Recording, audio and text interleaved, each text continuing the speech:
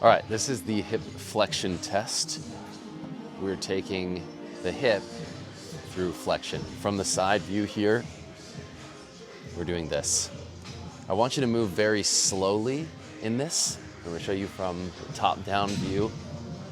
We are assessing, essentially from a feeling standpoint, how this is translating. If it feels pinchy, if there's discomfort, if there's any sort of hitching happening in the movement, any deviation from center, if we have any force to internally or externally rotate the thigh.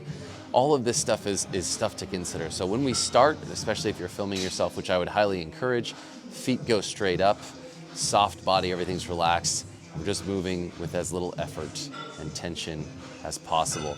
This top view is very telling. I'm gonna stop when I feel a pinch or my back rounding underneath.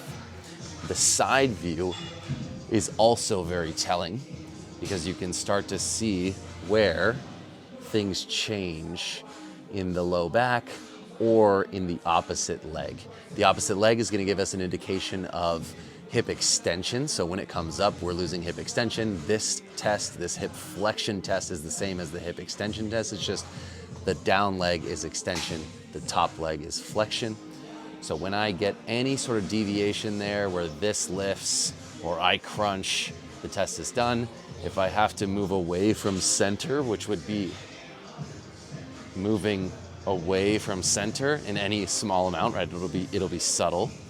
That's gonna be a done or something to note if there's a pelvic roll, etc. All these things are something to take note of because after you do a breathing drill or some sort of drill to create expansion, we should see improvements on whatever you found previously.